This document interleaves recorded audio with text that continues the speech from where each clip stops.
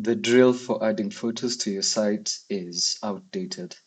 Opening Unsplash or your favorite image source, scrolling and downloading images, then going to your WordPress site and uploading the images via the media library.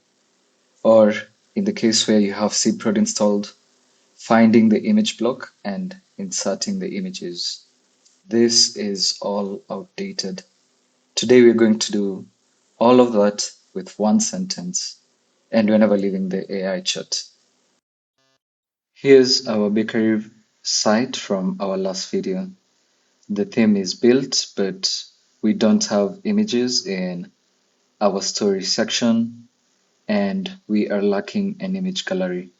Let's fix that. I'll go ahead and prompt my agent on the left and we'll initiate the process. Find two high quality photos of bakers in the kitchen and add them to our story section. Then find 4 images to add to our gallery section below our story section. Choose different images of pastries and of people in a cafe for the gallery section. Right, so we'll submit this and we will let it run.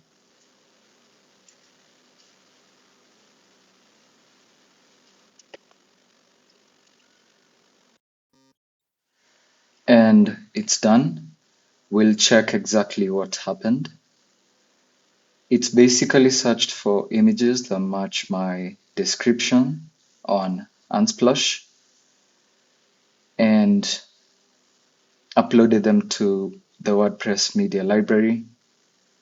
Then it's placed them to sections in our homepage. That's 3 tools chained together from one sentence: search, upload, and placing them on the page. So we'll verify this by refreshing our page. Right, so we have the 2 images of people in a bakery for our story section, and these look great.